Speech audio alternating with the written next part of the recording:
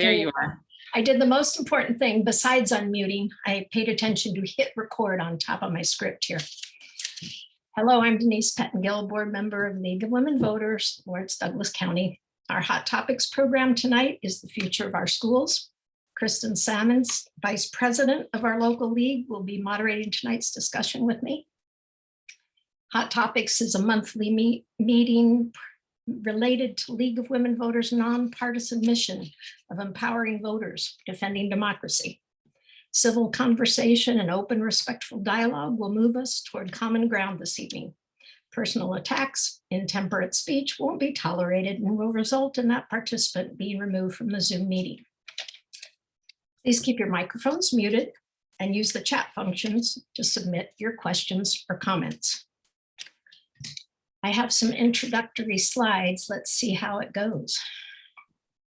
And welcome, everybody. We're so glad that you joined us too. Yes.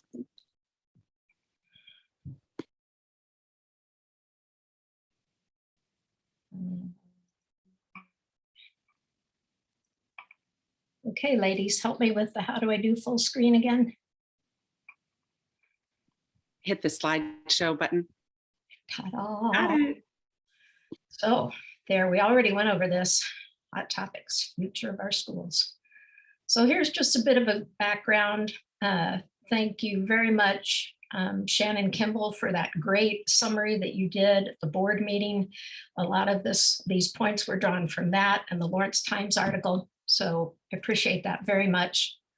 I'm not going to read these. I'm just going to keep them up for a bit for folks to read them.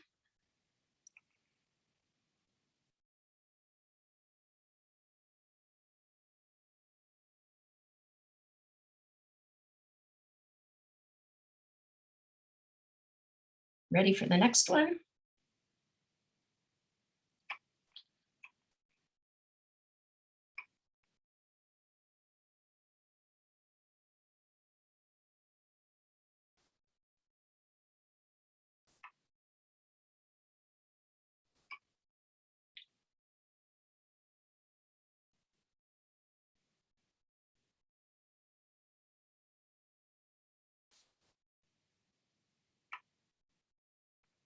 All right, has everyone had a chance to read those?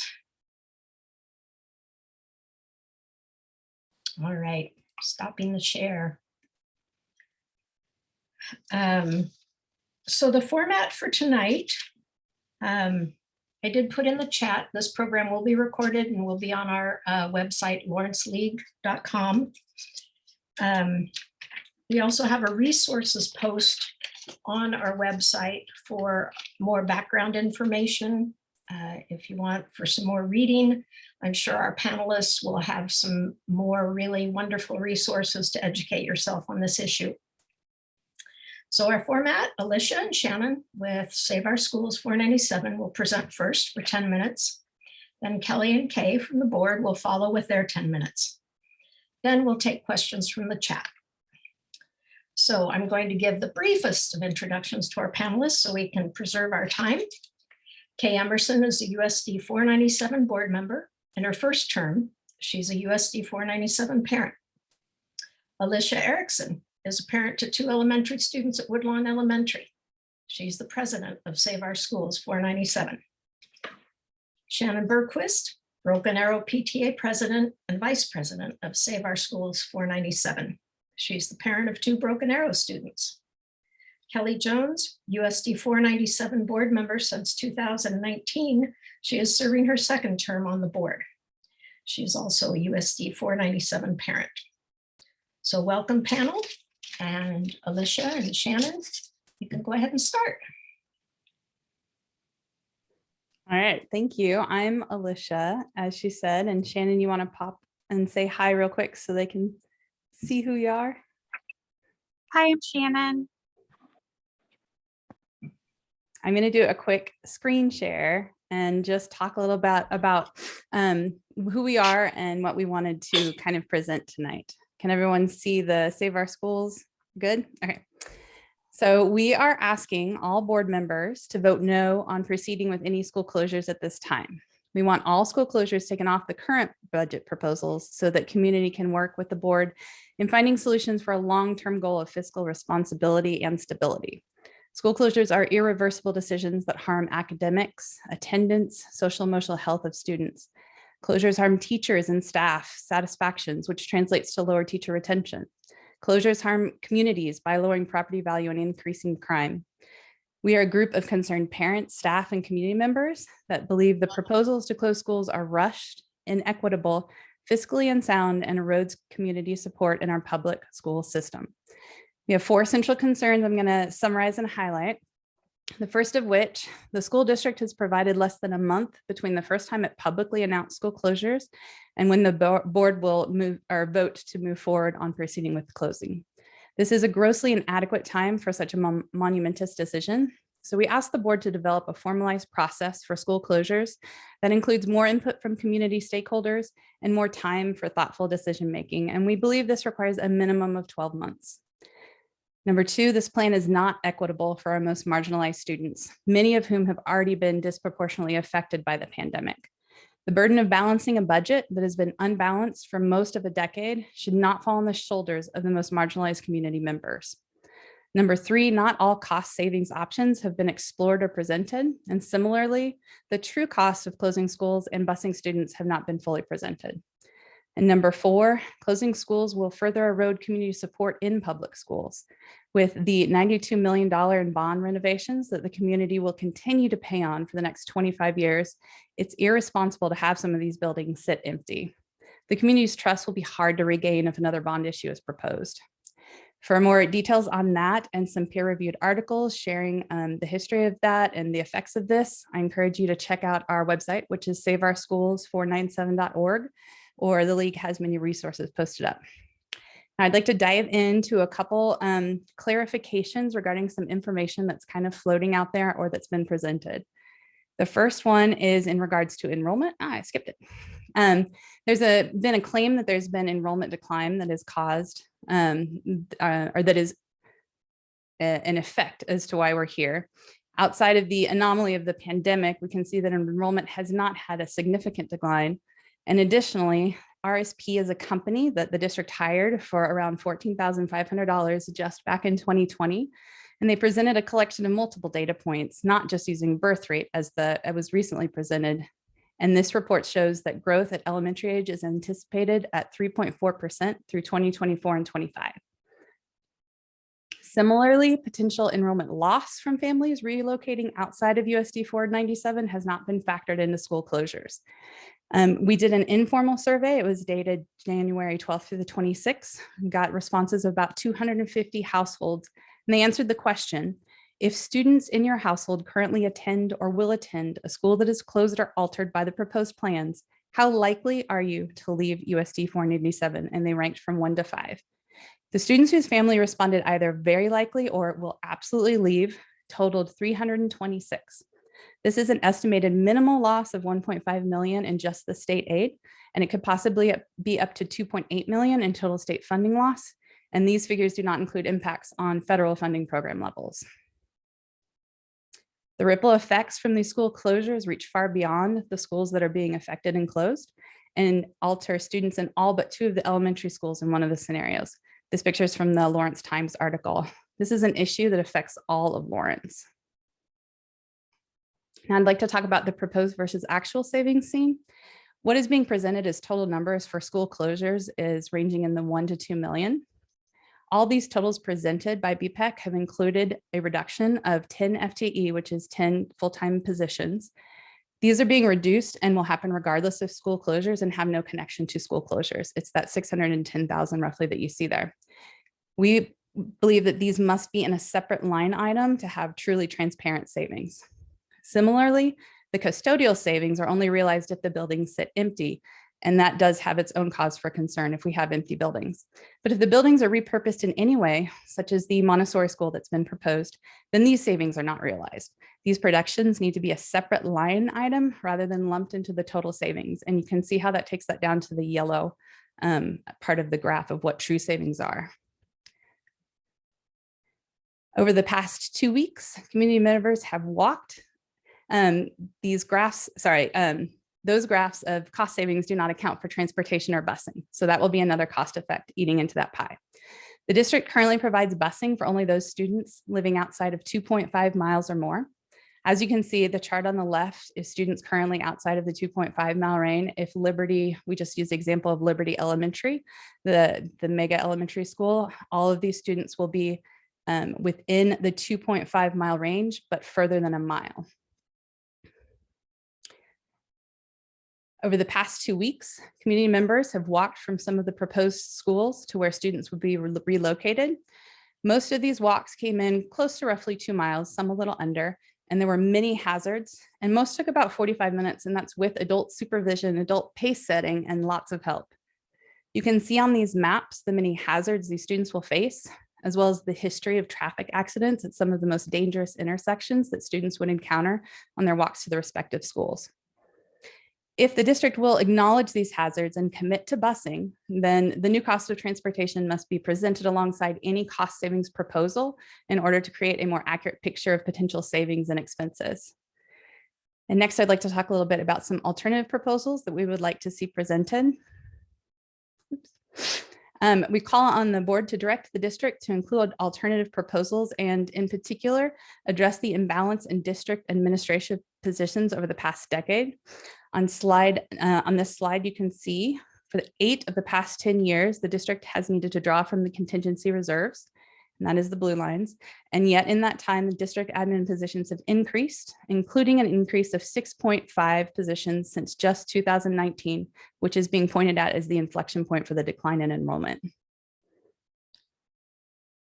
We want to see proposal that aligns district admin with the ratio of the 2019-2020 enrollment, and we want this to be included in all options moving forward. The proposal from last night's meeting, for example, which was option 2, came from the Executive Leadership Committee, and it was the only proposal that did not cut a single executive director position. Aligning these positions with enrollment could create an estimated savings of $1.2 million. This, of course, depends on which positions are cut.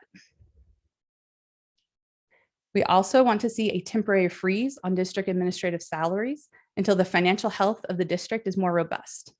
Over the past 10 years, which is what this, I know it's kind of tiny, but the past 10 years, while we've been drawing on reserves, administrative positions have seen an average salary increase of 23.09%, and that's nearly twice as much as the classified staff average of 12.61%.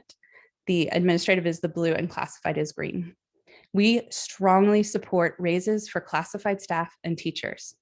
It is not unreasonable demand to ask for a salary freeze on upper administration. Educational institutions across the state, including KU, have had their upper administration take temporary pay cuts to better weather the effects of COVID.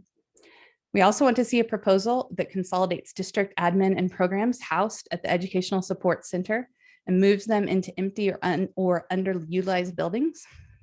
While the sale of the building will not help with general funds, we estimate savings in excess of $200,000 from the utilities, property insurance, and custodial savings.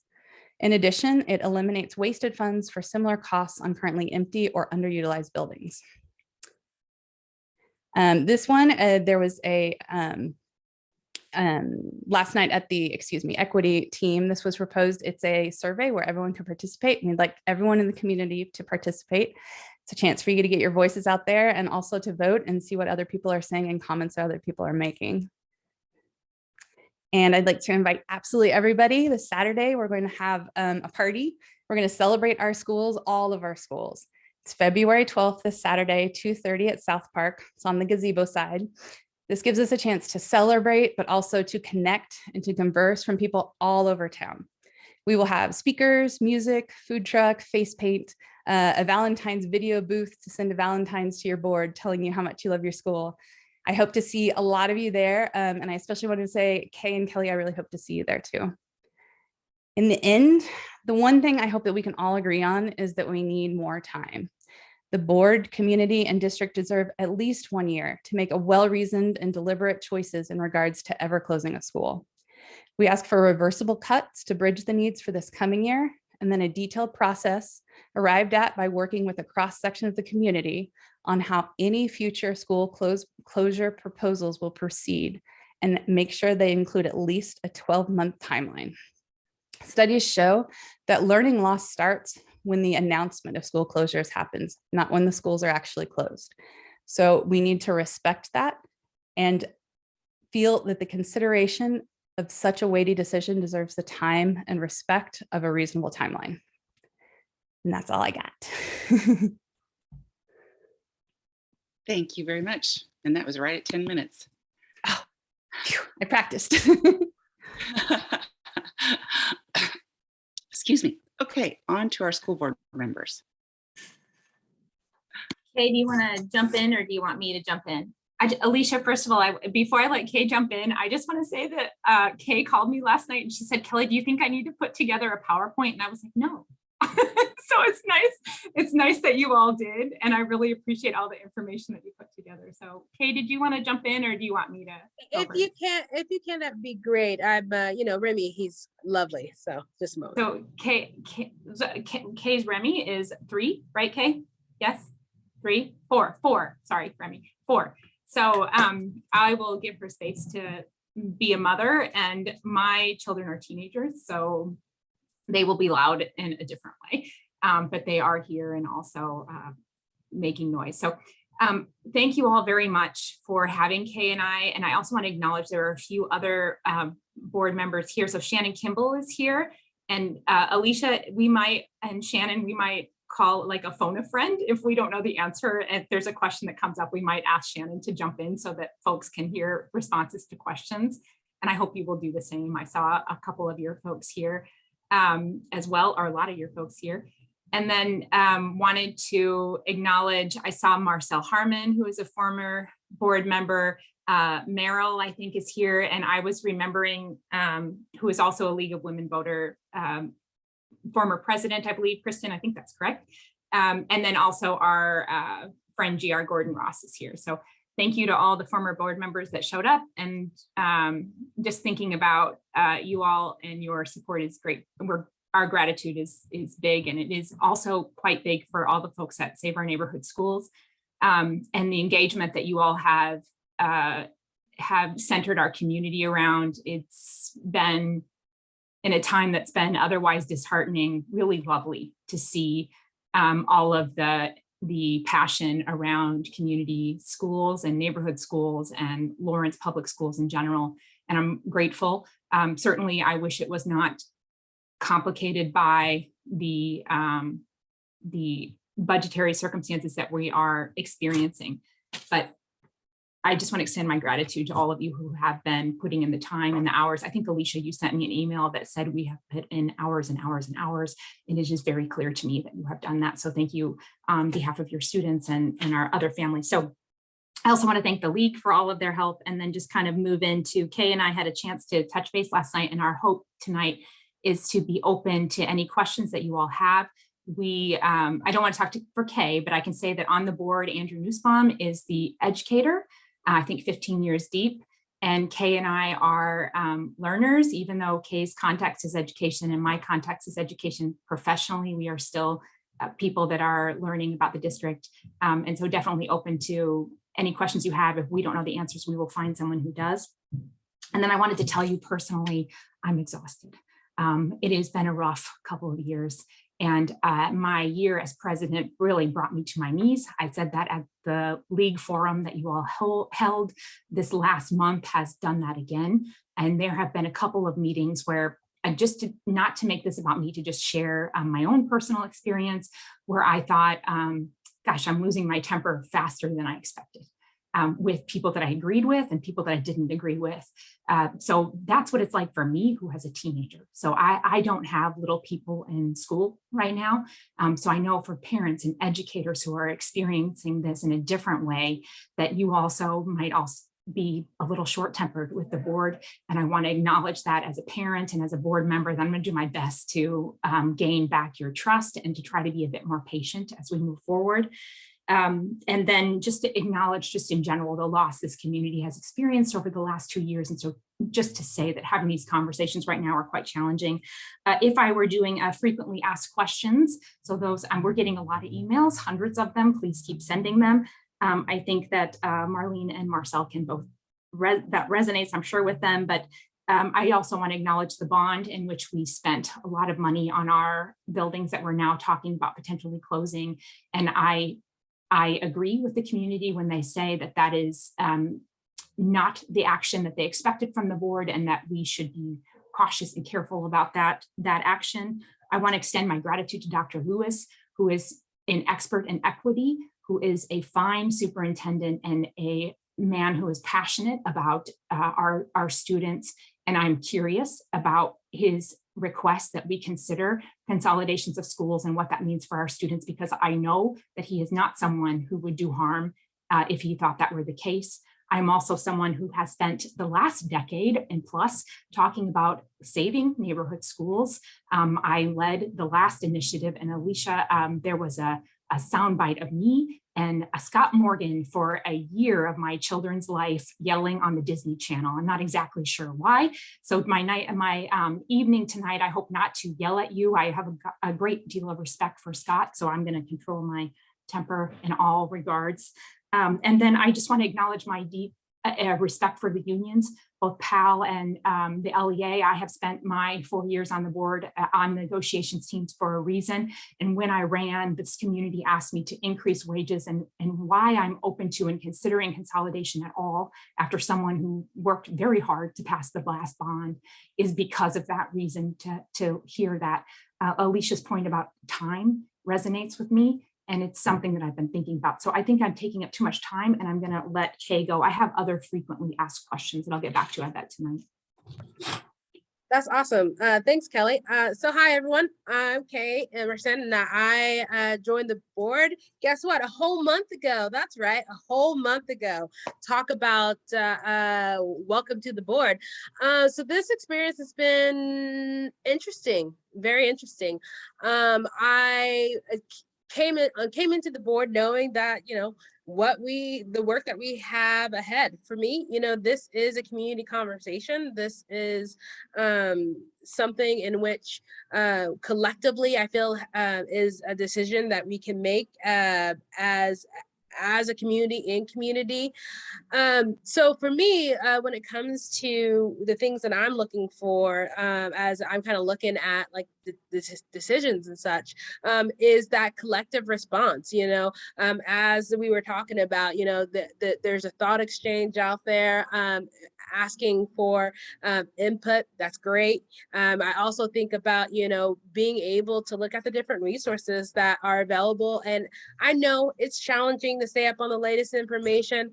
I tell you, it's a daily chore of mine to kind of keep up with what's new for me to listen to. And so I'm trying to do my best to make sure that information is available for the public.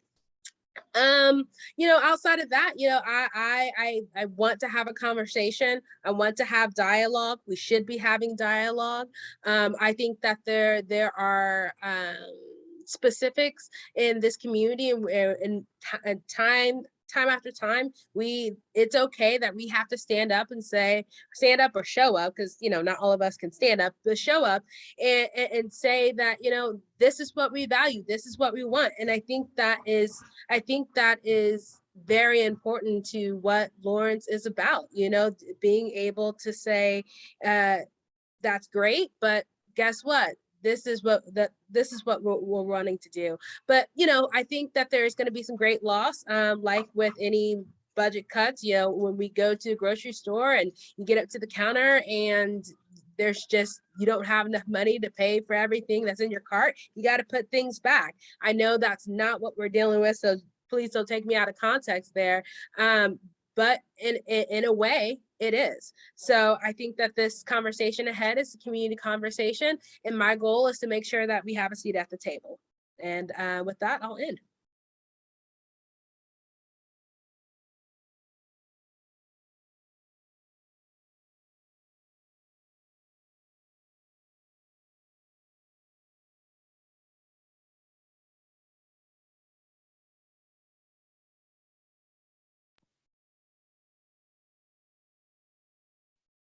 Denise, did you want to? I think she's having technical difficulties. You're muted, Denise. There we go. No? Still muted. She's still muted. There, how about now? That's I'm not seeing any questions in the chat. One thing I was wondering about, so in the Lawrence Times today, the executive summary, the 3 different options, are those significantly changed from what the BPEC had come up with before? So is it okay if I jump in, or Yeah, anybody else want absolutely. to go? Shannon, Alicia, Kay? I'll go ahead and say. So neither Kay nor I serve on the budget evaluation committee, although I'm guessing that both of us have been watching very closely. I served on it last year, so I kind of have the historical context. The proposals, to be transparent, were not entirely what I expected to see as a board member. And Kay, I'll let you jump in if you want to. The So ones I from think, last night, Kelly? yeah. Oh, Yes. yeah, I Do mean, you want me to try to share my screen on that? Y'all Yeah, okay? so there, and I'll just kind of talk about the process maybe a little bit. And Alicia and Shannon, if you want to unmic and jump in and interrupt anytime if I say something that feels not right, or you want to add to that. But the process, and one of the things I wanted to talk about in the intro but didn't was around the process. So the proposals that were brought before BPAC on last night were part of the equity analysis, which took our equity policy, translated it into a tool, and allowed the district to the equity council, the Parents of Color Council, or advisory board. Who else was there, y'all? The budget program evaluation committee. And are those the 3 main folks that were there? Kay, am I forgetting anybody? yeah, there was quite a few others. If you give me a second, I can pull up the list. Yeah, so it was a group of folks that came together to look at the proposals based on equity and to apply our equity tool there. So I would say that right now in the process, what we expect is that there would be a proposal on Monday that the board will respond to. So for Kay and I, in terms of process, we'll be responding to those proposals in real time because we don't serve on those committees. We each have different committees we serve on. So when you are looking at that information, we're seeing it for the first time as well. And we'll be asking all of the questions maybe that we received from you all in email or from the different meetings that we have with groups in the community to propose to the district leadership to respond to and critique. So the proposals, for me, I think demonstrated that perhaps we're not quite there in a comprehensive plan. In particular, the first option included closing 5 schools or consolidating 5 schools, depending on what language you want to use. And I would say, speaking for myself, because neither Kay nor I represent the board, so we're here talking as individual board members. That's not a proposal that I'm particularly excited about, nor do I think meets the standards put forward by our equity policy. So I would consider other options to be more equitable, and those were not in front of that committee last night. So that's my observation and my transparency to you all. So Kay, do you want to respond to that, or Alicia or Shannon, do you want to talk about that? So I'll just jump in and be perfectly honest with you. Yeah, there was a meeting last night. It happened, and as a board member, I did not watch it in real time, and I personally was I was at the Lawrence Art Center preparing for Threads, which is a really amazing event, kind of talking about the historical context of Lawrence, and we're creating some really great scenes. Not what we're here to talk about, but just little plug for that. You should definitely go check it out. And so I watched it as I was working today, and I was kind of getting my mind around it a little bit. And so I come into this space and I'm like, I still need to put some more attention to it, because I kind of get what was proposed last night, but I also don't. And that's not what I thought exactly was going to go down. So again, that's just me being transparent, and the reality of the humanness of being a board member. there are going to be those situations, and where, as Kelly said, I'm learning information, we're learning information as you're learning information. And so what was my first impressions? I don't have one yet. I'm still trying to figure out what happened last night, trying to because this is a moving target. There's all that every day there might be something new that's coming out, and we have something new that's coming out, and I'm really, for me, I'm kind of curious of what actually came, like, regardless of what's in these options, I know that there's a bigger list, and each of those things in that bigger list has an implication on what happens in our schools. And one of the things that are the individuals who were at that table, these were options, but one of the things that they were told that, you know, if there is something here as you're looking through this that you have questions on, or if there's another one that you think should be in here, let us know, put that in there. So when the individuals are in this room, they had these to start off with, but doesn't mean that that's the only thing that they had to respond on or put in there. So as a board member, I'm still waiting to see what's on the after the what are those two dots called, Kelly, at the end of equity analysis results? What do you call that? That little. I was going to give you a grammar response, and I know that's not what you're looking that's for. So. I wanted the grammar response. Okay. So I'm not gonna keep going, Kay. Okay. I'm gonna distract. Yeah. So anyways, so for me, like I'm waiting to see what comes out of that, because that's what's important to me, not necessarily what is in that bigger proposal. I want to know what's the pros and cons of each of those line items. So that's what I got. I'd like to take a minute to, I attended the meeting as a spectator. So there was a lot I couldn't hear because the tables were far away, but I have had a chance to speak to a lot of people who participated.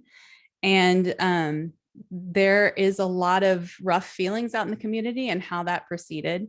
They were presented with 3 options, and they were only allowed to review 1 option.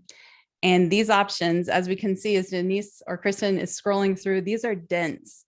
The information in this is stuff that I have been learning over the past month. And I know, board members have been learning for years, and it is dense, it is confusing, it is hard. In some ways, it's inaccurate in the way it's presented. And to be able to glance at that and then glance at one of the equity components, which also has a lot of language that is limited to maybe a smaller circle and is not accessible to the community as a whole, and have, I think it was roughly 15 minutes to try to analyze both of those at once and then move on to the next one. It is from my viewpoint, but also from many people who have expressed concerns that is not a true equity analysis. It was a performance. And I am collecting those comments, and anyone who's comfortable, I will collect them and forward them along. I think it's important that is also an aspect of this rushed timeline. This is one of those things, an equity tool that came out a week ago and is being put through an 1.5 hour process is not enough time to truly use that tool as it should be used. So if you have more time and can spend some time training the committee members and the community members that will be evaluating it, educating them on what each one of these line items means and how that will reflect to the students and the students' harm, then that's what you need to do. And that takes a lot of time. I mean, that takes months. I mean, I can acknowledge some truth in that, because there's a lot of truth in that as you were speaking. I go back to the fact of, okay, so we had one meeting, we were presented with tools and options. We need more training, to know how to effectively use this. So let's provide more training. Let's create a tutorial that we could watch, and then as individuals decide, if, for example, if I there's some things that, like, I'm not an expert on, right? And there are some things I was like, I really wish an educator would provide input on. Great. But then there's also some things that for example, I think there is, here we go. Let's grab this reduction middle school basketball boys. I don't even know. I'm just going to pull that one. what does that mean? How does that impact that whole program? And so sometimes I think that we can even just, as individuals, as community members, think about, what's my question here?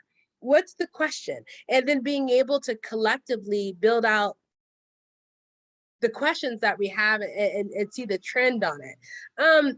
So I think that there are, so acknowledging that we need more time, acknowledging that we have limited skill sets. We also have to flip that and say, okay, within that, what can I still do? How can I still help? And so I think that's something, you know, as a board member, I think about, okay, how can I continue to provide guidance to our community members, to individuals who are wanting to participate in this process, because there is something that we can do. So what is that? If that makes sense. Shannon, did you want to jump in? Not Shannon Campbell. Yeah. Oh, wait, Shannon Kimball or No, Shannon? no, you. Yeah, yes, thank you. Yeah, I did have a couple things. Number one, just really fast. I see Thad Holcomb is on here. And I just want to say hi, Thad, because he married my husband and I. So, hi, Thad. Hope you're having a nice evening.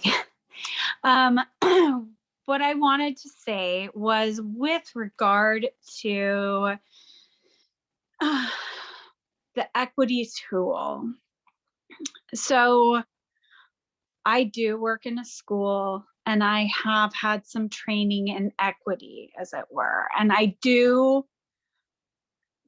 coming into the public schools, it was my first experience working in education. Okay. And I got my first training in what the district, you know, the equity discussion within the district. And I learned about the compass and courageous conversations and such.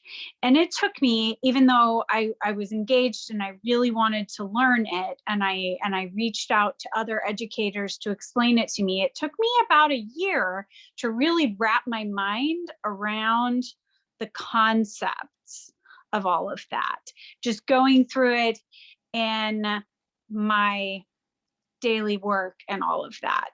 And so I feel like what happened last night and what is being asked of the board and everyone in this discussion is that you're given this very complicated concept, this very complicated rubric, and we're being asked to make really momentous decisions with this.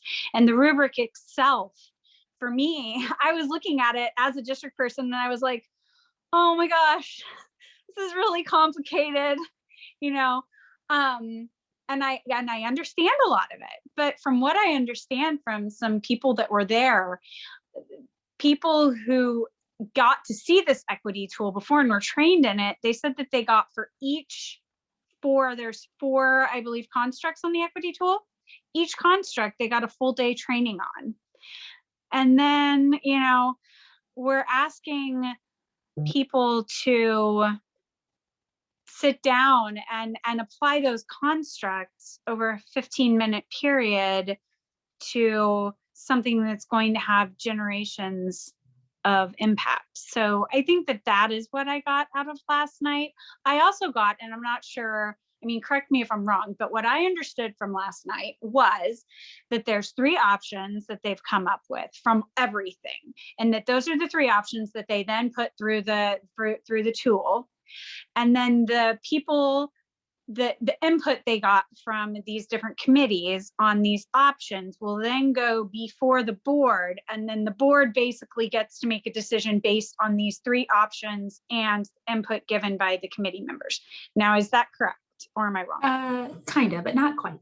Do you mind if I jump in, Shannon? First of all, just I really appreciated your observations and how you talked about the tool itself. I think it's based on the equity policy, and then they pulled out of that equity policy key points and asked the committee to see how well the proposals or the options aligned with the equity policy. That was the structure of the tool. So as any former board member or sitting board member can tell you, the committee will make recommendations, as Shannon mentioned, and those are the three options that the folks that joined together last night to look at the equity analysis tool applied. To me, that's a starting point. So as a board member, we looked at those options, but those aren't necessarily the end option. So those might come to the board, and then the board has the opportunity to listen to the feedback that we get from the community and say, maybe we need more cuts in administration, or maybe we need to consider whether closing Liberty Memorial or middle school is in the best interest of this district. There are other spaces where we might say, as a board member, just push back a little bit and say, perhaps this isn't the direction we want to go. So the board ultimately has the authority to say, okay, could you go back and try again? So I do want to own something. I am so serious about wages and so serious about ending the disparity of wages that we have in this district, not just among our peer districts around the area. So the east side versus to the east of us. I live on the east side. That's not what I mean. I mean the folks that are in Johnson County and a few other area districts that are earning more money than our teachers. It really bothers me. So I want to invest in ending that disparity. And then also for our classified staff, how do we get them up to the living wage that the community very loud and very strongly told Kay and I, if you're elected, to do something about. So I'm motivated by that wage component. And then looking at the options that we had before us last night, are there additional things that we can do that might contribute to ending that wage disparity? It doesn't have to mean that three options that we saw last night are the end of the conversation. So to your point and to Alicia's point about time, how much time does the board have to make this decision? So I will say that related to the statute, if we were going to close a school, and Denise, I don't know if you had this on your initial slides or not, and I'll let Kay jump in here in a moment. We have No, it's good. I usually don't get chicken there. we have until the end of February, essentially, to announce or to notify a school. But it doesn't mean that that's necessarily a school we're going to close. So we could say to 5 schools, we're noticing that we're considering these schools for consolidation. I don't believe that's the direction of the board, but we could do that. And then we have until March 20th to make that decision. And the reason why I say March 20th is because, as somebody that's on negotiation, and that's my wheelhouse, and I've read the contract a lot of times, we have to, by March 20th, notify any staff if there's going to be a reduction in their position or in the workforce in general, which I believe, based on what I've seen initially, because of the number of teachers that we hire in any given year, we wouldn't see a staff reduction even in any of the 3 options that we've seen, or at least it would be minimal. So I can answer questions about that too. If that seems to be going down a rabbit hole, it actually seems connected to me. So, I have a question related go to ahead. that, Kelly. And just a real quick, it's Alicia, not Alicia. Oh, Just thank you. Wanted to give that. Yeah. Thank you. We met, one time. Sorry. Yeah. Oh yeah, that's fine. So if the board asks for something different, does that then need to go through the same equity tool and committees? Yeah, well, so I think the equity tool, this question around equity, and Kay, because I don't want to take up too much space. So Kay, if you want to jump into the expectation, for me, that equity tool is a starting place. So I think Shannon's point about, and your point about, like, was there enough time to really do that analysis? In truth, the board has directed that every decision the district administrators are making should account for equity. To me, this was a layer of additional accounting for, but I don't think was enough. I looked at that tool, and as somebody that assigns students similar projects, I would have wanted a pretty in-depth paper for each single one of those questions, to Shannon's point. So, I mean, definitely, I think this is a starting point. I do believe that we have good leadership in Dr. Johnson and Dr. Lewis to continue that conversation of equity. So this would be the starting point for that conversation, and then we would dig deeper as we went along. Will that conversation, either Kay or Mhm. Kelly, include these committee members that involve such more of the community? Yeah. This was the first time we saw a vast number of the community participating. Yeah, so in the equity policy calls upon us to utilize those committees. So if the board went back and said, you need to make a deeper cut in administration, or you needed to consider different school scenarios, that my expectation as a board member, and Kay, you can speak to it, would be that those committees get to weigh in and advise, particularly parents of color, the Equity Council, and the Native American Student Services, and additionally, those are the ones that are called out explicitly in the policy, but certainly the work that we've gotten from the Boundary Committee and BPAC have been helpful. So okay, I'm going to be quiet. Kate, do you have something to add? I don't. I think I was just listening, and I had, as we were talking, I had like various things that kind of came in and out, and I was like, no, I'm good. Could I bring up a question that kind of dovetails on that, unless Denise or Kristen, if you have some backlog of question? Okay.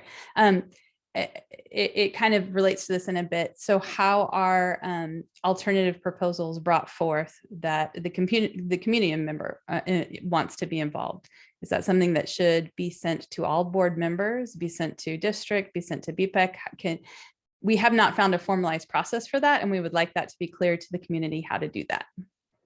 Yeah, so I appreciate that you mentioned thought exchange. So that is a space, not necessarily for a full fleshed out proposal, because I've seen proposals from Save Our Schools as that are a little bit more involved and included more extensive data. But if a community member had a suggestion, and similar to Kay, I would love to hear from educators.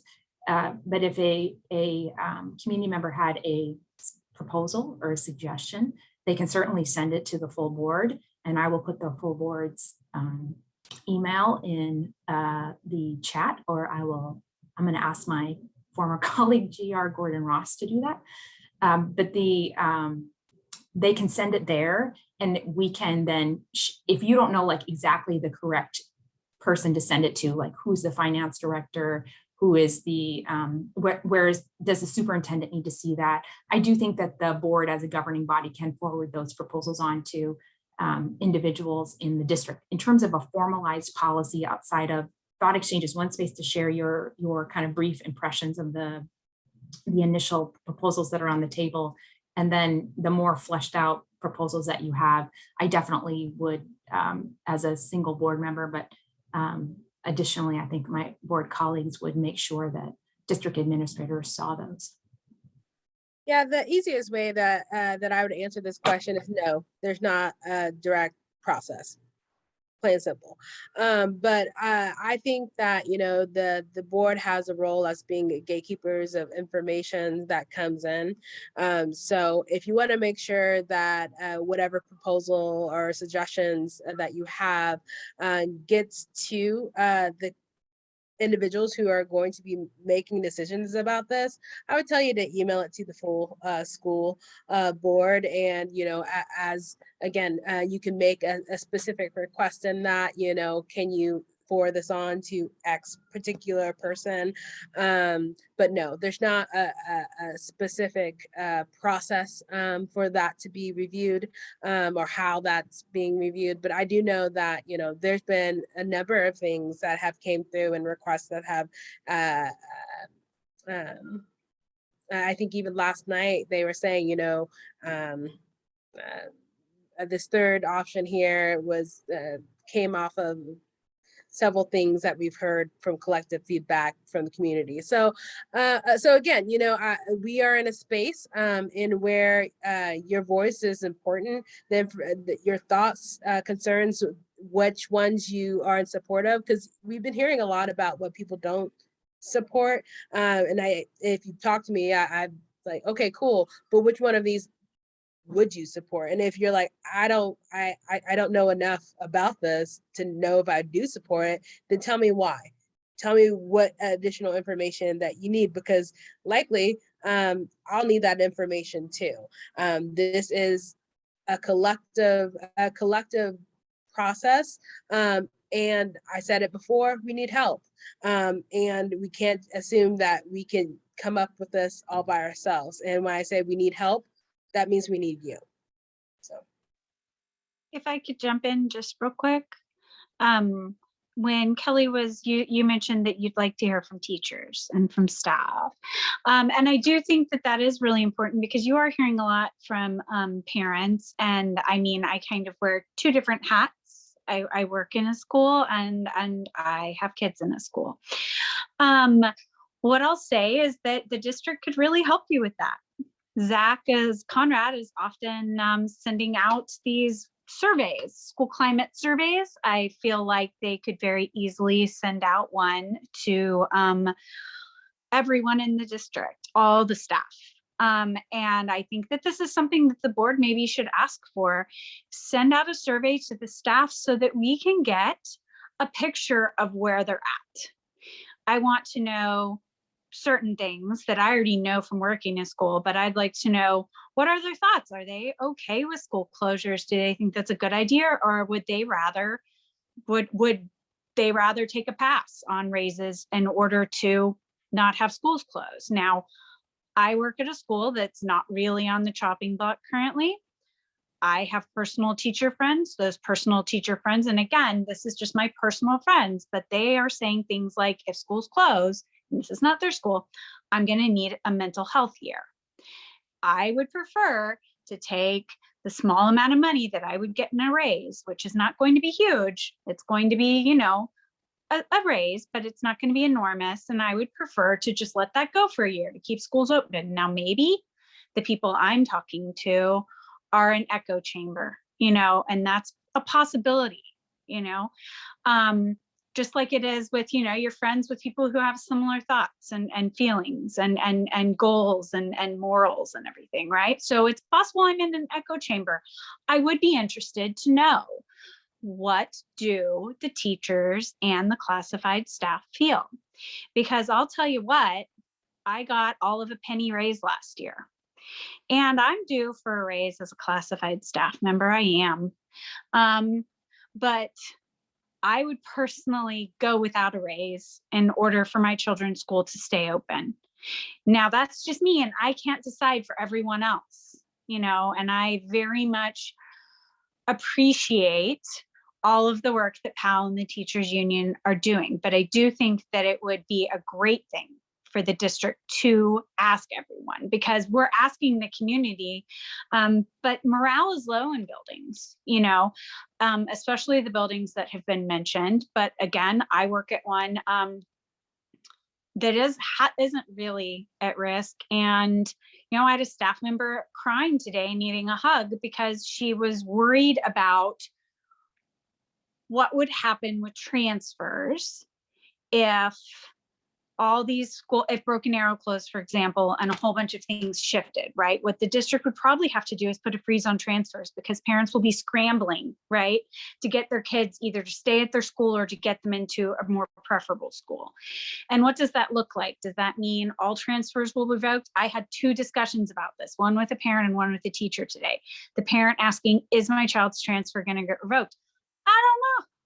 I have no idea. You're not going to a school that's getting moved around, but it's possible, yes, that the district may say, everyone go back to your home schools and let's start fresh.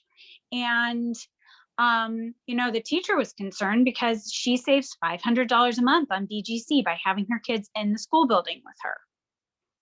That's a significant amount of money for her. You know, and so she is crying and upset because she didn't even think about that piece of it. Like, historically, teachers have been able to have their kids at the school that they go to, right? But what are going to be the new rules if, for example, we do this and they have to consider transfers? So I think that these are some really important things. So I think what I like about what you're saying is kind of, or not what I like, but what I'm hearing and what you're saying is that it's in the details. What are the details of a consolidation? So it's not necessarily like you use the example of the transfer, but that seems surmountable. There in terms of like how we might deal with that for staff, but it's what the unknown is what I'm also seeing from families in different communities where we've named their schools. What is the next step? How many FTE will there be for counselors? How many? What are the resources look like if we consolidate these schools? And I think right now we're reacting to hypotheticals, and it causes a lot of stress and anxiety in the community. So as a board member, what I'm hoping for in the next couple of weeks is that we can begin to paint a picture of the direction we're going and shift from this kind of deficit thinking that we do have to address the deficit. That's a statutory requirement. We have to address that by July. So some of these cuts have to occur. We do have to find about 3.5, maybe $3.8 million.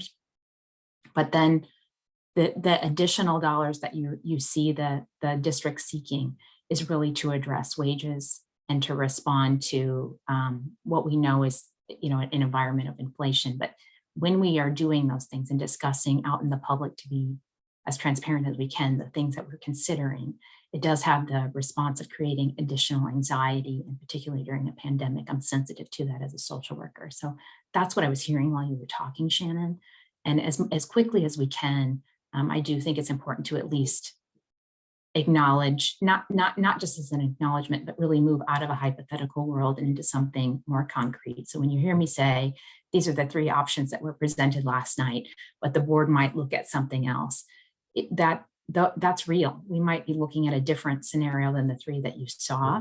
And I recognize that the longer we're in this ambiguous space, the more distrust that we begin to see in the community. And to me, the concern is that there might be some, when we have to make cuts, we want to do it in a way that the least amount of children are impacted, but also looking at, like, are there ways where there's gained efficiency that benefit someone, either staff or children, but particularly our students. And right now we're in a spot of I think, reacting that doesn't allow for that innovative, creative thinking to say, what would it look like if we made these changes that could benefit us?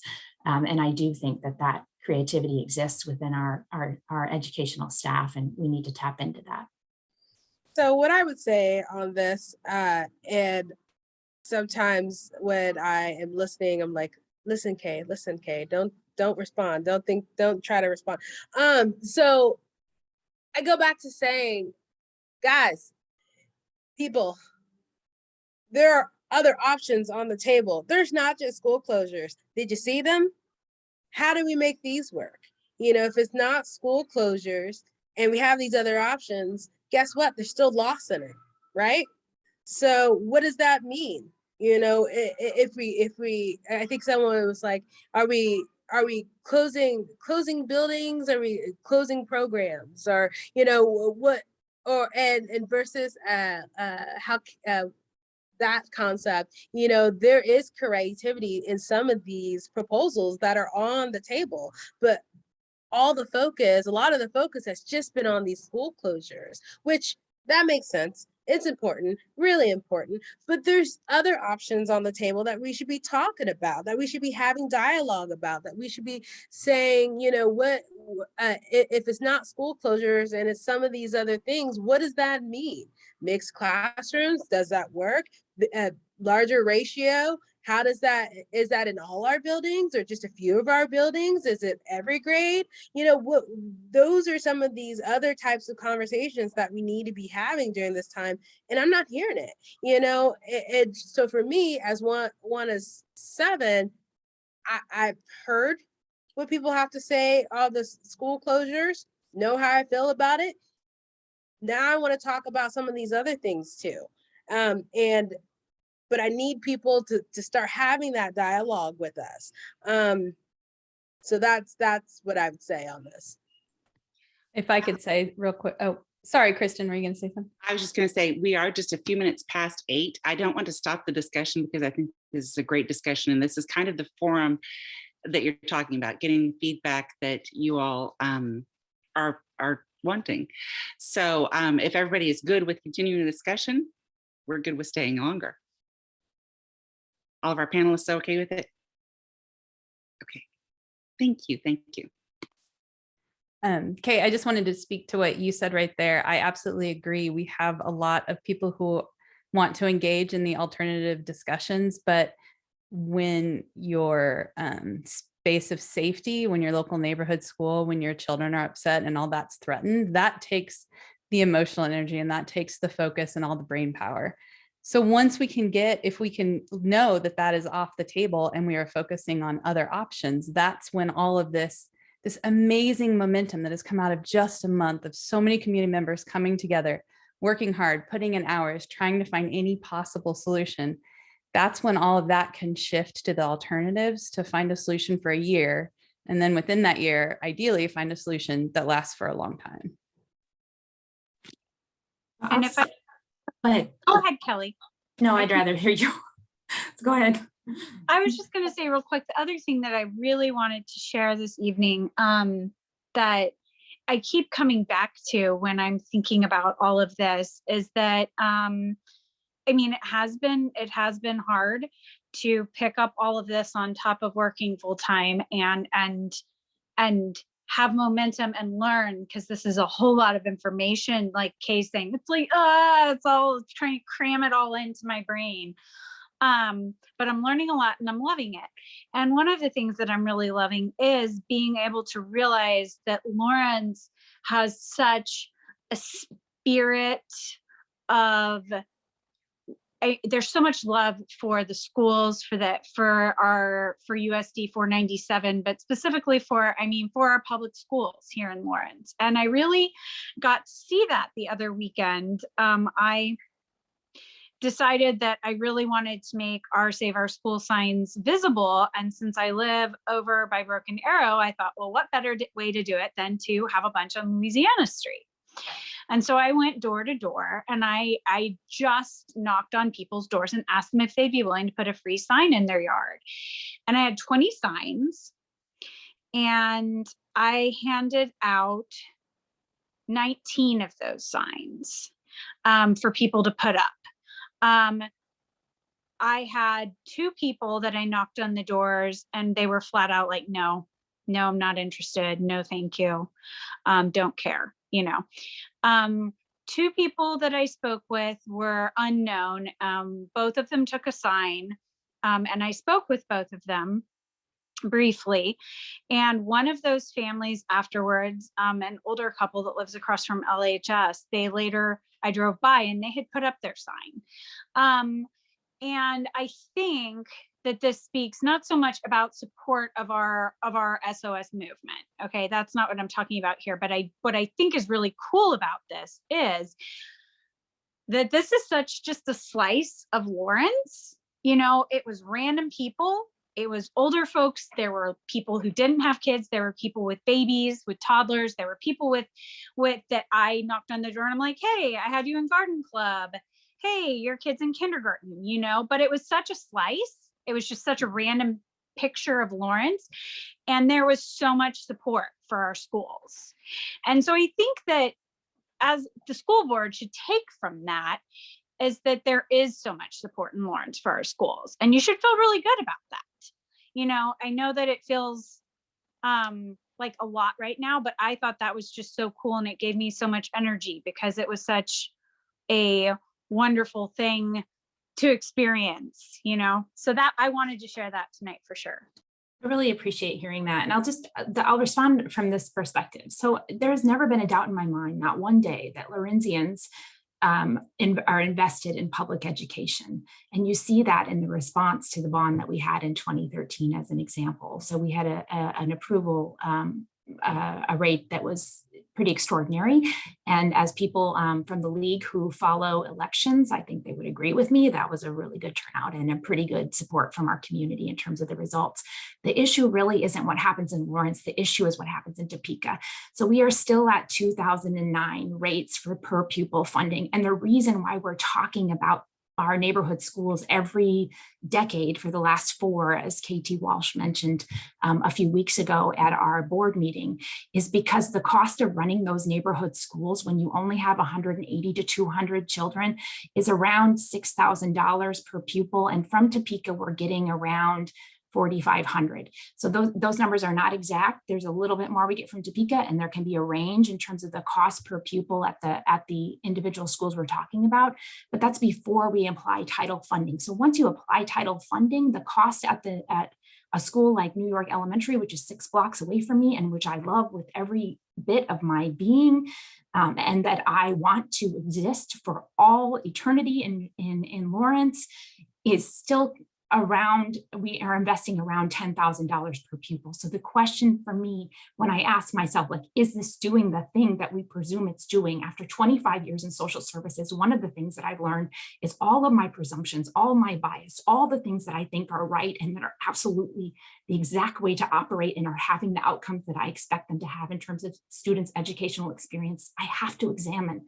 I particularly have to examine under the context of the very limited funding that we are getting from Topeka. So when I think about people at the league who are invested and are engaged in what's happening at the legislative level, we are not getting any more money from these folks. And in fact, we're looking at probably getting less. They're very excited to give money to private education endeavors. So we are facing a crisis in Lawrence that is not the examination of our neighborhood schools with lower enrollments is not coming out of nowhere.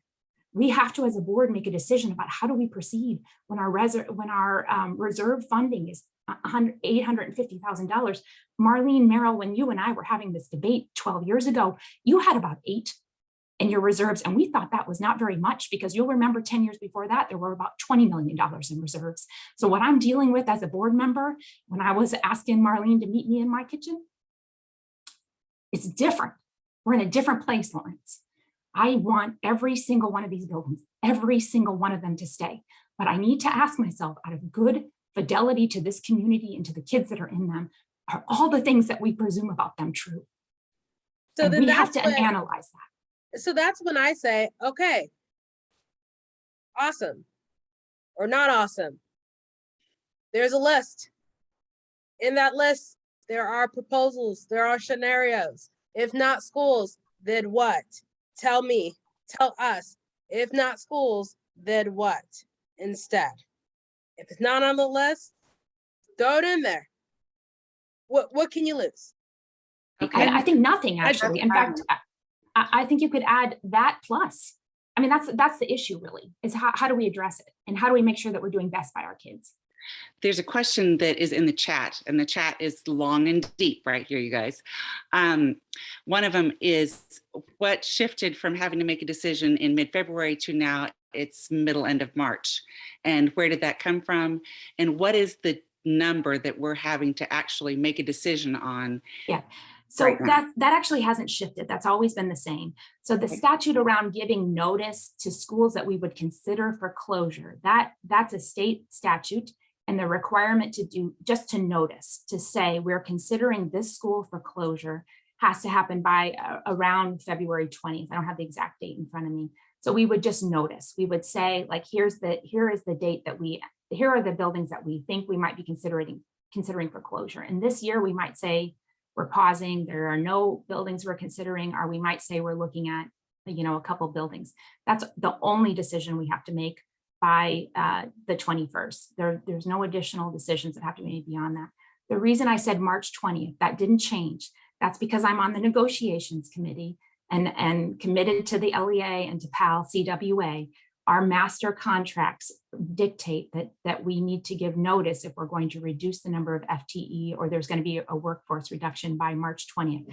I don't anticipate that will be the case, even if we were going to look at consolidation of buildings, because we hire in this district between 100 and 120 teachers every year.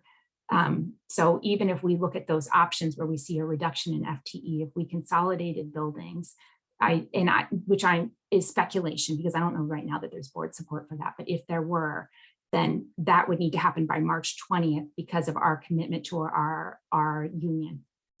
And this district, the board is very committed to those unions and trying to do better by them because we had a salary freeze last year.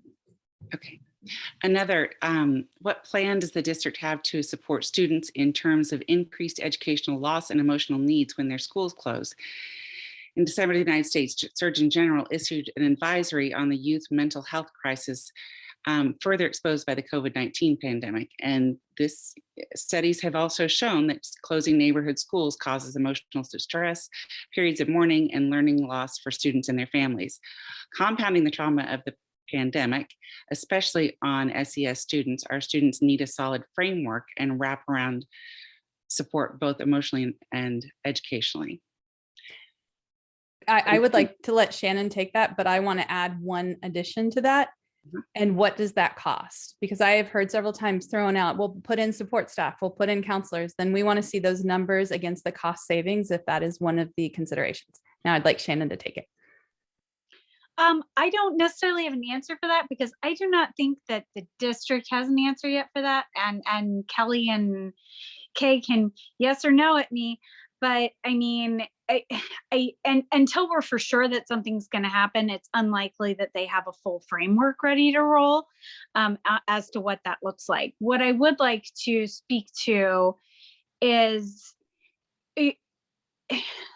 when we're talking about closing schools and we're talking about community schools and we're talking about neighborhood schools, one of the things that we know goes hand in hand with student achievement and student success and well-being is parent engagement in schools, right? So when you have a parent that's really got high buy-in and is engaged, that leads to better outcomes for students. And so what I think you're seeing, I mean, what I think we're all seeing here with the SOS movement specifically is that you've got a lot of really engaged parents at these neighborhood schools. Now, one of the things that we could draw from that is that, you know, maybe this is a very specific group of parents, but we do have high parent buy-in. And one of the things I think that we're going to see with school closures, even if we're closing one, okay, even if we're just closing Broken Arrow, what that's going to end up doing, if I'm looking at scenario number 2, it's going to impact 9 out of 17 boundaries, which means there's going to be kids shifting around from 9 schools for everyone who's listening. So it creates a domino effect. And the way I've laid it out for other people, I've explained, like, you know, Broken Arrow goes to Schwigler, Schwigler goes to Sunflower, Sunflower goes to Quail, Quail goes to Langston, Langston goes to Deerfield, and then there's some other shifting.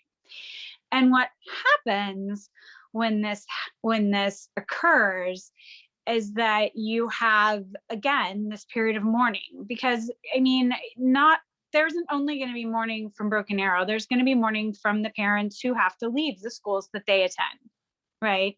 Like, not all these families are going to be totally fine with having to leave Schwigler and leave Sunflower. And I think that this is really, really missing from the discussion in the district, because we're talking about closing schools, but we're not talking about how closing one little school impacts widespread community movement. And Shannon, I don't disagree with this, what you're saying, but we also have to think about, even if we don't close schools, there's still going to be mourning. There's still going to be loss.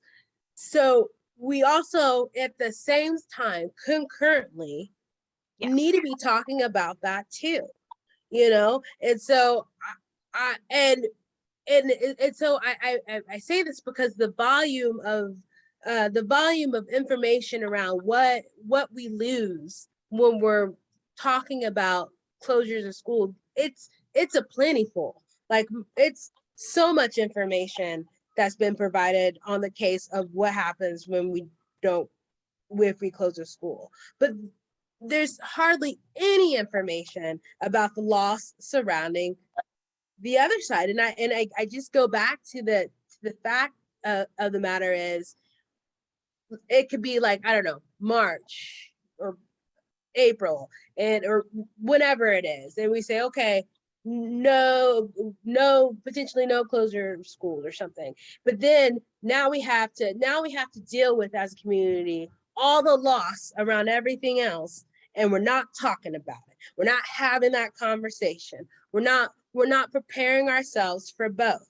And so think about the trauma with that. Think about the mourning. Think about, how students are going to handle that. Now you have bigger classrooms. Like those conversations are happening. So I just go back to the fact that, like, I understand that we're really focused on like talking about school closures and not school closure, but we have to start talking about the other part of this too.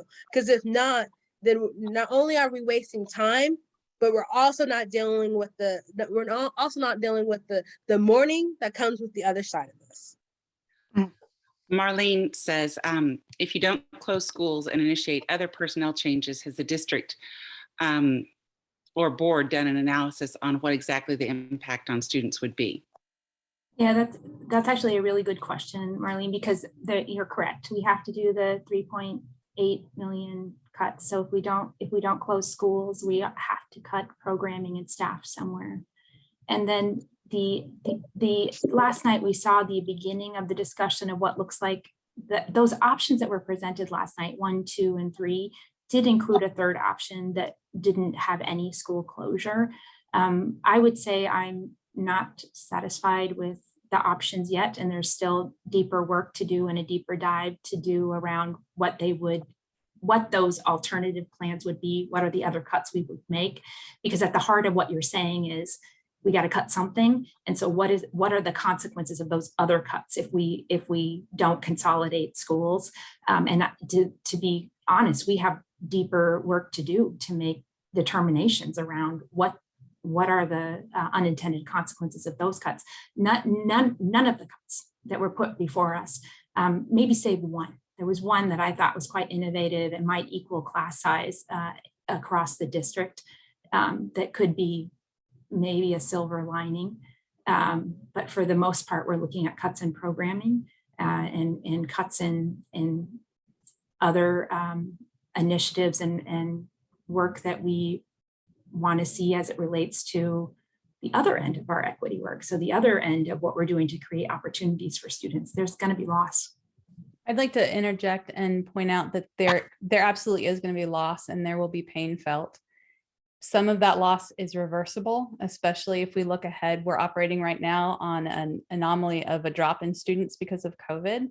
So as enrollment comes back and some programs can be reinstituted, I believe girls volleyball was recently brought back. There are some programs that are cut, and that is hard and that is painful, but that can be brought back. There are proposals such as school closures that once those are cut, it is incredibly rare that schools are ever reopened. I agree with that. I think that's a fair statement to say. Kay, were you going to say something about that? Yeah, no, and I said that, and I think that's the other part of this conversation. As we're talking. So, for example, when I think about the work that SOS is doing, there's this other part of that work that could help and broaden that conversation. And so there are some of these options that have been provided that are reversible. That when things change or get better, they're not permanent. And so I think that there's some of these conversations that we as a community can start having now as we're talking about these other things. And so when I think about SOS, I think about how that this work can also partner in telling that side of the story too.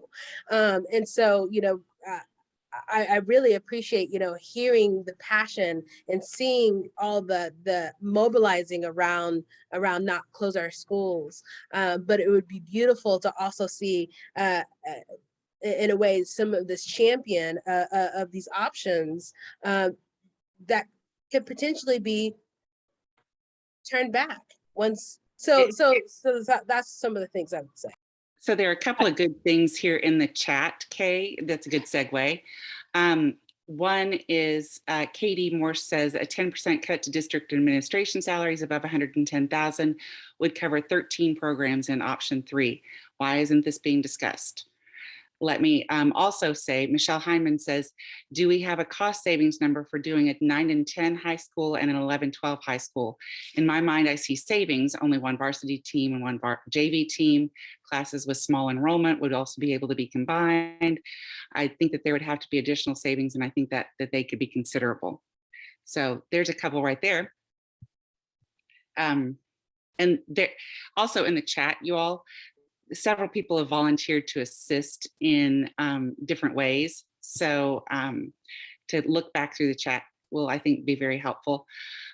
Lindsay Yankee also says, who will be working on the grant proposal for ARPA funds, and will community involvement be allowed? The ARPA funds are that, so I'm glad you brought that up. So the ARPA funds became available in Douglas. I actually don't know the timeline for when they became available, but when they did, Dr. Lewis and crew, I don't think the community understands this. So I want to make it really clear. Dr. Lewis, very early on, when ARPA funding, which is the funding that's available from the federal government related to rescue initiatives post would be lovely, but during the pandemic. So when that funding started, when those conversations around that funding being distributed from the county level happened, Dr. Lewis and his team were engaged in those conversations very, very early. So he already was looking at those conversations. So we've submitted a letter of intent to apply for those funds. They can't be used to supplant federal funds or grants. If those of you that are involved in grants or were involved in grants in your professional lives, they can't be used to supplant local, state, or federal funds that you're already getting. So you have to use them to either augment or offset shortages that you have. They likely will contribute, if we're awarded them, to helping us in the short term. And then, Kristen, all of a sudden I lost your question as I started getting down that track. What was the ARPA one? Yeah. Hang on here. Who will be working on the grant proposal? Oh, yeah. So the involvement be allowed. Yeah. So if you look at like the things we in our letter of intent that we asked for, that's available and we can share that. I don't know if I can put that link in the chat as quickly as I would like to, but you, depending on what department is impacted, that person will participate in the grant writing or the proposal writing. Once we see the application, which I don't think is out yet, that would be the finance director for sure. And then if the department were curriculum involved or special ed involved, or other departments would be leading those initiatives. So it'll depend on the particular area that we noticed that we were interested in applying for those funds for. And the end of that question, will community involvement be allowed? Yeah, so for the purposes of writing that grant, I would think not, but for the purposes of being engaged in conversation around innovation in different ways that we can look at, not just budget cuts, but ways that we can enhance our schools, there are different avenues in which people can engage in that, but I wouldn't think that they would be involved in writing the proposal. I think a concern with that comes from initially when we asked about the ARPA funds, we were told by the district that they weren't allowable, which was false upon deep research into the federal. And so there is, I think, a desire for the community to help participate and make sure that. Yeah, I can see why you would want transparency in that. I think there was a misunderstanding. Just from my perspective as somebody on the other side looking in, I only know that they were always engaged in that process. So they were always engaged in conversations with the county leadership. They had always been engaged in their eligibility. They were trying to, I think, control expectations because of the timeline of when those awards will come in. Might be after we have to make decisions. But I think there were, unless I saw some, what you're saying would be counter to what I saw happening at the district level. So I do think that the district was not opposed to applying ever and had identified areas in which they thought that it might be helpful and augment our services in the district. There was not a aversion to applying for those. It was sort of just controlling expectations around it, because we've already received $20 million in ESSER's funds, so we're not sure whether the county will grant those awards to us. But I hope they do. I mean, and education is listed as a category that counties should consider. So I'm very hopeful It- that we get those funding. And for me, yeah, responding on that, I sometimes I think about like, okay, yes, something happened and I didn't necessarily agree with how it happened, but it has happened. The milk is spilled. So how can we help with cleaning up the mess? Or am I gonna just sit there and scream at the child for knocking over the milk, And so when I think about, I'm really thankful that we have taken that next step in applying for the ARPA funds and noting our intent. And now, now we just have to wait for that next process in where we get more information on what it will take in order to complete that grant applications. And I think that we'll have better answers to provide to the community at that time. Yeah, it totally could have went down in a different way. Man, did I love seeing the support from our community saying, let's do this. And then it happened, regardless how it happened.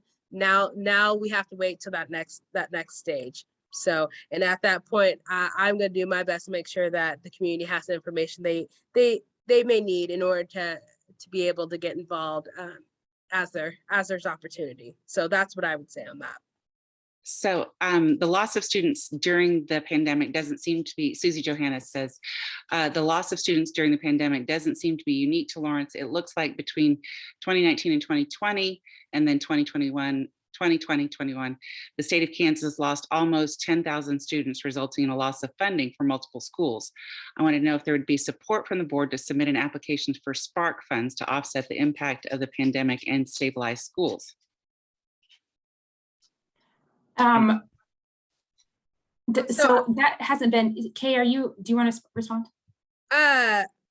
I think that what I would say, I think that there's always opportunity to look at different funding sources. On this particular one, I don't know much about it. I haven't heard about it. So I think that this is definitely a resource to kind of look into what it means and if it's something that we can qualify for and all those types of things, because when we are thinking about our deficit, it's not just about cutting costs. It's also about what can we do to increase revenue. So far we've only been looking at it from one side, and personally I have not heard about it, but I think that there's always opportunities to look at different revenue sources. And I can just say about the enrollment drop. So the 2019, of course, is 2018, 2019 is where we lost about 300 students in enrollment. And then we saw additional loss compounded by the pandemic, which in Kansas, we fall somewhere in the middle of enrollment loss, I believe, when you look across the state. But the enrollment loss itself, the fact that our district could lose 600 students-ish around there, and this thrown by it kind of speaks to how precarious our financial situation is, and how serious we have to take that circumstance and be ready to make choices structurally. And it doesn't have to be school consolidation, but we do have to look at operationally, what are the changes we need to make Lawrence a more secure district as it relates to our finances, so that we can do a better job of ensuring, again, that wage piece is a really big deal right now, because retention for teachers and staff and other educational staff is so critical to our district, as they are weathering what is just been a very stressful profession to be in the short term, but also to do that under the salary freeze it's really unacceptable to me. What I love about this, and this is what I'm talking about. In real time, we just saw a community member say, "Hey, what about this?" And so I'm like looking at it, I was like, what about this? So I now you kind of piqued my interest, and this is kind of where I go to, in some ways, board members are kind of gatekeepers of information that's shared by public, by community members. I feel like this is Shannon, board member Shannon, something that we were talking about in facilities, but I'm not quite sure. So thank you very much, Susie. I think this could be something. And I absolutely agree, like looking at those fundings but we really need to look at, in addition to those short-term funds that we can get, we really need to look at a long-term funding that is not just one-time funds. So for us, just to look at our structure of how we deliver services in the district that's secure, we're not having this conversation, or that New York Elementary or that Woodlawn Elementary is not every year wondering, is this the year? So we really need to get to a place where our operations are solid, where we're not dependent on grant funding or one-time funding from the federal government, but we have an operational structure that says to our community, we're in a good place. We can take care of you, we can take care of our students, we can take care of the people that work here.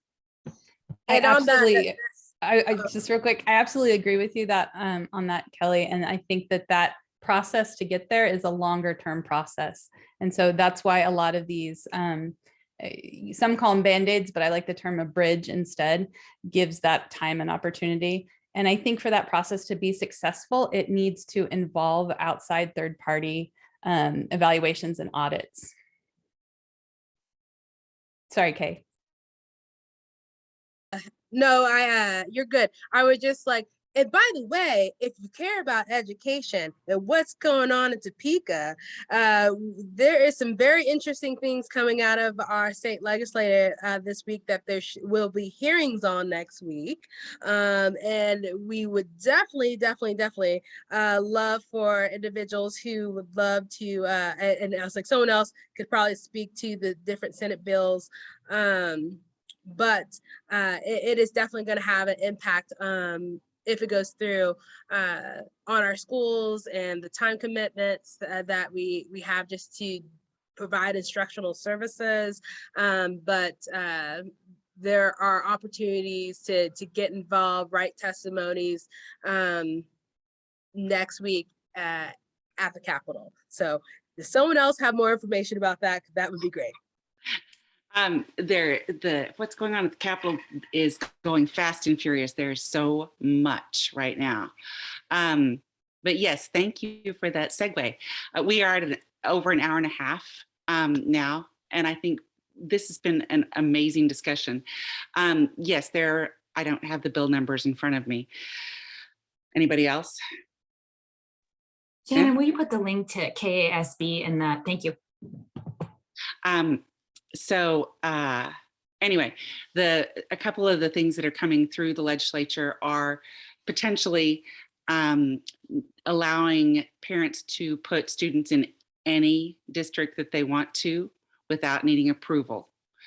That's a big deal because that affects teachers and curriculum and space, school space, buildings, everything. So I think that that's one that all of us should be really interested in. And of course, again, then allowing people to pull their money, their tax money, and put toward private schools instead of toward our public schools. So everybody needs to pay attention at that level as well. And I love that we've had such a really thoughtful and productive discussion, I think, this evening. There's so much going on in the chat, and there's so many good resources and so forth. The recording of this will be on our website and our Facebook probably tomorrow. So that will be accessible to everyone as well. If I could say one real quick extension on that, sorry to interrupt you, Kristen. I think the perception of Save Our Schools is that we're formed to save these schools and then that is the end. And I'd like to speak to that. We are in the process of becoming a nonprofit. We have short-term goals of saving the schools and then of hopefully working with the district and the board for long-term financial health here in Lawrence. But then beyond that, we want this to be a group that stands for generations, that is passed down, that is fighting at the state level, so that there are voices there for funding, for protection when bills like this come up, so that there is an organized core that's ready to go, ready to rock whenever anything like this comes up. So we do have very long-term goals, and saving our schools isn't saving these 5 schools. Saving our schools is saving the institution of our schools, our staff, our teachers, our students, our families. That's great. I appreciate you making that clarification very much. Does anyone have anything else? Oh, and Shannon Kimball just posted a couple of the bill status here in the chat as well. Anybody have anything else before we kind of wrap it up? I hate to close things out this evening, but I know that you guys have had a lot of long nights, and they're not, there's no short supply of those in the future either.